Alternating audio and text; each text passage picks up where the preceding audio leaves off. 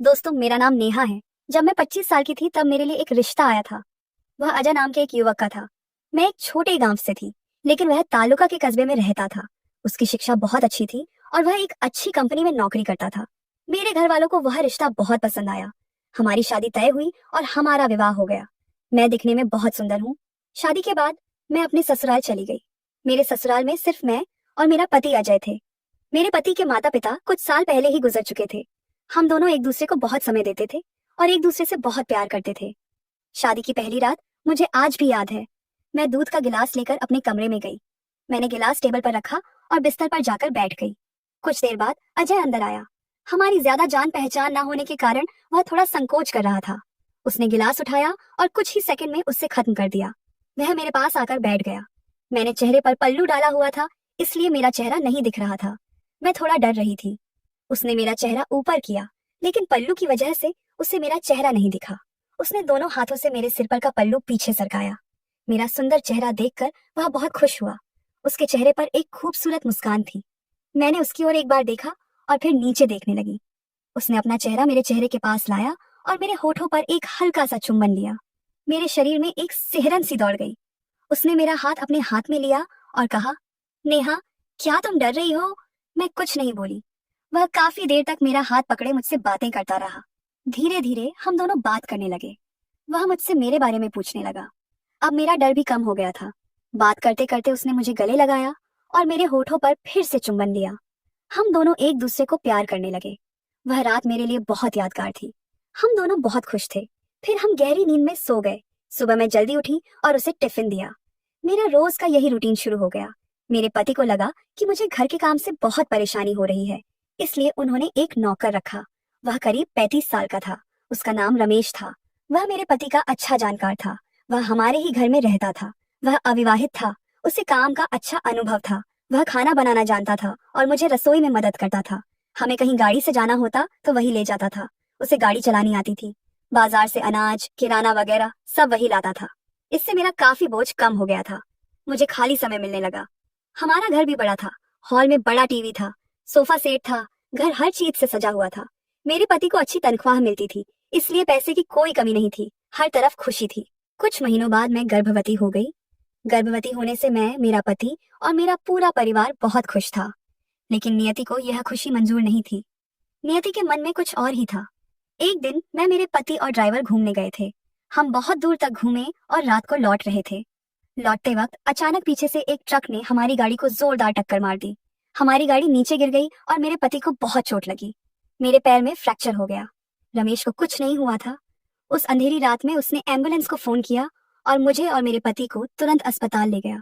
मेरे पति को बहुत चोटें आई थीं, जिसके कारण उनकी मृत्यु हो गई। मैं बहुत रोई। मेरे इतना प्यार करने वाला पति मुझे अकेला छोड़कर चला गया था।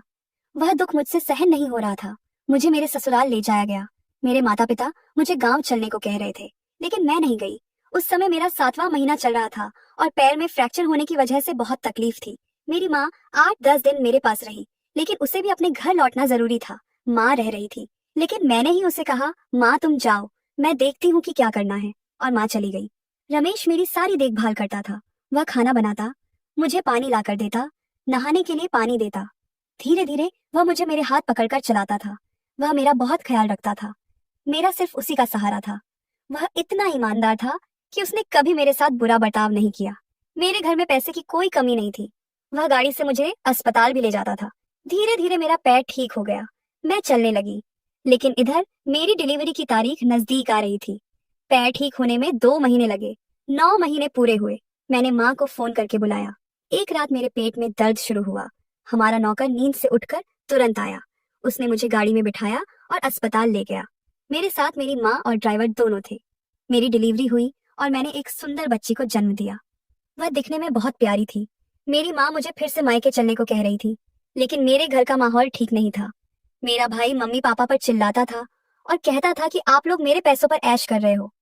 इसलिए मैंने सोचा कि अगर मैं घर जाऊंगी तो मुझे भी भाई की बातें सुननी पड़ेंगी और मम्मी पापा को भी परेशानी होगी। इसलिए मैंने माँ से कहा, माँ मैं यहाँ ठीक हूँ, तुम 1 महीना मेरे पास रहो। माँ मेरे पास रही। वो बच्ची की बहुत देखभाल करती थी, मुझे सब कुछ सिखाती थी। 1 महीने बाद माँ फिर गांव चली गई। अब मैं, मेरा नौकर रमेश और मेरी छोटी बच्ची, हम तीनों ही थे। रमेश हमारी बहुत देखभाल करता था। धीरे धीरे मेरी बेटी बड़ी होने लगी। वह अब रेंगने लगी थी। हमारा नौकर मेरी बेटी की बहुत देखभाल करता था।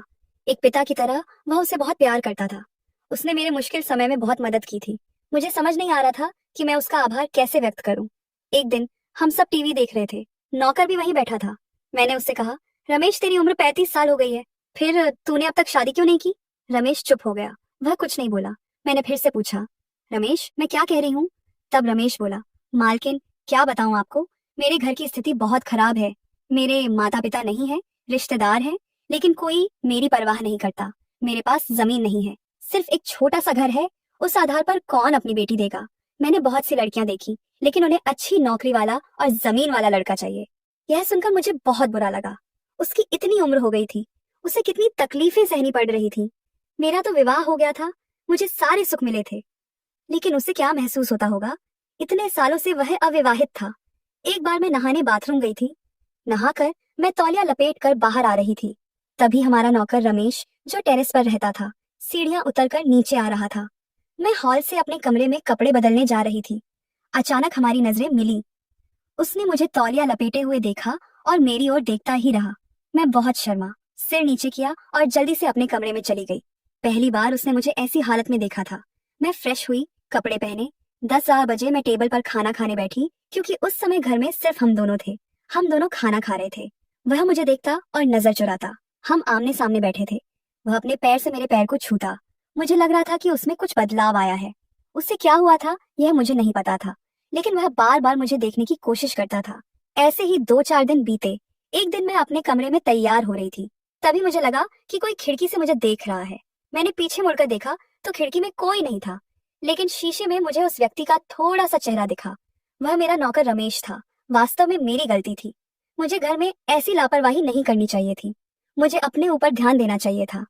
जब मैं रात को सोने गई, तब से मैं रमेश के बारे में ही सोचने लगी थी। जब से वह हमारे घर नौकरी पर आया, तब से वह बहुत ईमानदारी से काम करता था। मेरे पति की मृत्यु के बाद उसने मेरा बहुत ख्याल रखा। वह मुझसे बहुत प्यार करता था। मेरी छोटी बच्ची से भी बहुत प्यार करता था। घर के सारे काम करता था। जब मैं अकेली पड़ गई थी, तब उसने मुझे हर मुश्किल समय में सहारा दिया। पिछले 6 महीनों से उसने मुझसे तनख्वाह भी नहीं ली थी। उसने मेरे साथ कभी बुरा बर्ताव नहीं किया। मुझे अकेला देखकर उसने कभी कोई गलत हरकत करने की कोशिश नहीं की। लेकिन इन 2-4 दिनों में उसका व्यवहार बदल गया था।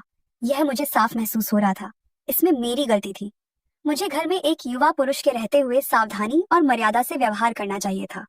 मैं उस रात बहुत कोशिश कर रही थी कि मुझे नींद आ जाए, लेकिन मुझे नींद नहीं आ रही थी। मेरे सामने बार बार रमेश ही दिख रहा था। उसने मेरे लिए बहुत कुछ किया था। मेरे पति की मृत्यु के बाद मेरा मन भी नहीं लग रहा था। मैं बहुत अकेली पड़ रही थी। सिर्फ मेरी बच्ची का सहारा था, जिससे मैं थोड़ा बहुत खुश थी। लेकिन ऐसे अकेले कितने दिन जिंदगी काटनी थी? मुझे किसी के सहारे की जरूरत थी। मेरी बच्ची गहरी नींद में सो रही थी, लेकिन मुझे नींद नहीं आ रही थी। मैंने सोचा कि रमेश ऊपर क्या कर रहा है, उसे नींद आई है या नहीं, यह देख आऊं। मैं धीरे धीरे सीढ़ियां चढ़कर टेरेस पर गई। उसके कमरे के पास गई। उसके कमरे का दरवाजा खुला था। मैंने धीरे से झांका तो वह इधर उधर करवटें बदल रहा था। शायद उसे भी नींद नहीं आ रही थी। मैं उसके कमरे में चली गई। अचानक उसका ध्यान मुझ पर गया। वह तुरंत उठकर बैठ गया और बोला, क्या हुआ मालकिन? मैं उसके पास जाकर बैठ गई। मैं कुछ नहीं बोली। फिर मैंने रमेश से कहा, रमेश मैं पिछले हफ्ते से तुम्हें देख रही हूँ। तुम में कुछ बदलाव आया है? तुम मुझे चोरी चोरी देखते हो? वह हंसने का नाटक करते हुए बोला, नहीं मालकिन ऐसा कुछ नहीं है। मैंने उसका हाथ अपने हाथ में लिया और उसे साफ कहा, मुझे सच बताओ। तब वह बोला, माफ करना मालकिन, लेकिन उस दिन मैं सीढ़ियां उतरकर नीचे आ रहा था और आप तौलियां लपेटकर घर में जा रही थी। उस समय मेरी नजर आप पर गई और उसके बाद आप मुझे बहुत अच्छी लगने लगी हैं। वह बोला, मैं कल से काम पर नहीं आऊंगा। मैं आपकी नौकरी छोड़ दूंगा। मेरे से कुछ गलत हो जाए उससे पहले मैं नौकरी छोड़कर चला जाऊंगा। वह इतना ईमानदार था। मुझे यह सुनकर बहुत बुरा लगा। वास्तव में रमेश मुझे भी बहुत अच्छा लगने लगा था। मेरा कोई सहारा नहीं था। मेरे मुश्किल समय में उसी ने मुझे सहारा दिया था। मैं रमेश का हाथ सहलाने लगी। मैंने अपना सिर रमेश की छाती पर रख दिया। रमेश समझ नहीं पा रहा था कि क्या करे। वह मेरे बालों में हाथ फेरने लगा। फिर उसने मुझे थोड़ा हटाया, मेरा सुंदर चेहरा अपने दोनों हाथों की हथेलियों में लिया और अपने होठ मेरे होठों पर रखकर मेरा चुंबन लेने लगा। मुझे बहुत अच्छा लग रहा था। मैंने उसे जोर से गले लगाया और हम दोनों एक दूसरे से प्यार करने लगे। बहुत दिनों बाद मुझे खुशी मिली थी। रमेश भी बहुत खुश था। मैं कुछ देर बाद नीचे चली गई। मेरी बच्ची सो रही थी। मुझे बहुत संतुष्टि महसूस हो रही थी। कुछ ही मिनटों में मुझे नींद आ गई। अगली सुबह मैं उठी। मुझे रात का वाकया बहुत याद आ रहा था। मुझे लगा कि कहीं यह सपना तो नहीं था। रमेश सुबह नीचे आया। वह अब मुझसे बहुत प्यार से बात करने लगा था। मेरी बेटी बड़ी हो रही थी। जब वह और बड़ी होगी तो वह मुझसे कुछ सवाल पूछेगी। उन सवालों का मैं क्या जवाब दूंगी, यह मुझे समझ नहीं आ रहा था। लेकिन अब मुझे रमेश बहुत अच्छा लगने लगा था। अब बार बार मैं और रमेश मिलते थे, एक दूसरे से प्यार करते थे। लेकिन यह सब कब तक चलेगा? लोग क्या कहेंगे? मैंने एक दिन तय किया कि बात करनी ही होगी। बच्ची के सोने के बाद मैं ऊपर टेरेस पर गई। रमेश जाग रहा था। मुझे देखकर वह मुस्कुराया। मैं उसके सामने जाकर बैठ गई। उसने मेरा हाथ अपने हाथ में लिया। मैंने अपना सिर उसकी गोद में रखा और कहा, रमेश, हम जो कर रहे हैं क्या यह सही है? इस पर रमेश चुप हो गया। मैंने कहा, रमेश, अगर तुम्हें कोई आपत्ति ना हो तो हम शादी कर लें। हम अपना घर बसाए। तुम मेरा बहुत ख्याल रखते हो। मुझे तुम बहुत अच्छे लगते हो। लेकिन तुम्हें मेरी बेटी को स्वीकार करना होगा। वो बहुत खुश हो गया। उसकी खुशी का ठिकाना नहीं था। मैं भी बहुत खुश थी। उसने मुझे हाँ कहा। हमने एक दूसरे को जोर से गले लगाया और एक दूसरे से प्यार करने लगे। कुछ दिनों बाद हमने कोर्ट मैरिज कर ली। उसने मेरी बेटी को स्वीकार कर लिया था। अब मेरी बेटी धीरे धीरे बड़ी हो रही है। मैंने उसे एक अच्छे स्कूल में डाला है। हमारी थोड़ी सी जमीन है। हम गांव जाकर खेती करते हैं। मेरे पति ने कुछ पैसे कमा कर रखे थे, इसलिए स्थिति ठीक ठाक है। खेती से अच्छी आय होती है और उसी से हम सब कुछ चलाते हैं। हम अब बहुत खुश हैं। रमेश मुझे बहुत सुख देता है।